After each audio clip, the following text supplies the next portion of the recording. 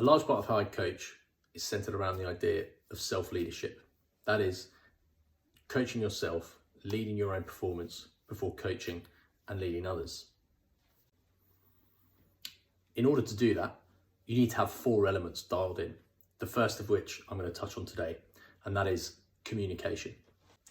Communication is far more than just talking. We take in this world in an external event through our senses, through our sight, sound, smell, taste, touch, balance. That information is then taken in, processed through our physiology, but it is also first filtered. It's filtered through beliefs and values, memory and imagination, habituated patterns of thinking, and our sense of self, our identity. And in order for that information and for us as individuals to move through the day quickly and effectively, we take that reality and we delete vital components of it, generalize large parts of the information we've processed, and distort that reality. And that is where high-performing individuals and high-performing teams come unstuck. It's why we never actually know what another person has heard. Therefore, the meaning of our communication is the response we get. So how often are we actually checking in with what we have given out as communication, what we have heard, and the gap between that reality and the other person's interpretation of what we've said. So the meaning of our communication is the response we get.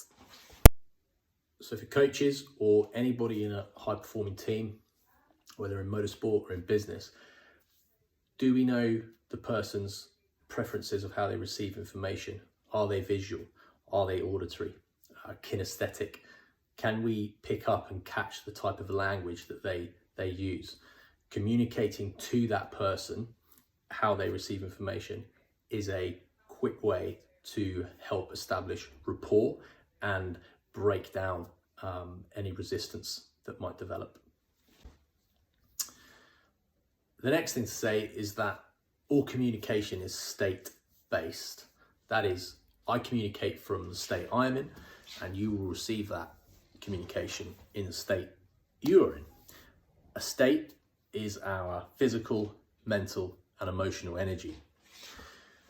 This is where part of our coaching practice around state induction and state anchoring and using states that are more resourceful for us in a given context comes into play.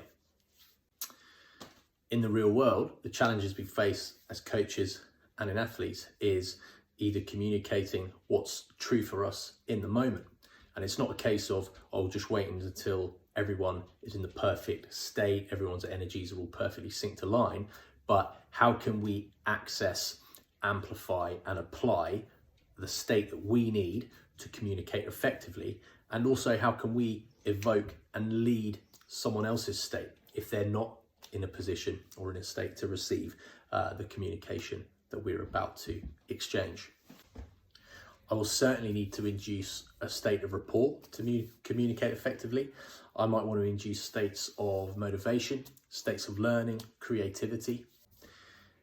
If I, as a communicator, am unable to evoke states and induce certain states, then I'm only going to have very sort of intellectual conversations. Absolutely nothing wrong with that, but it will slightly cap the potential and cap the opportunity to have performance enhancing and transformational shifts.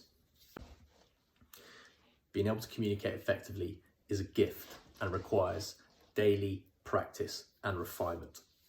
It is also the key to unlocking an individual's new resources and an individual or team's next level of potential.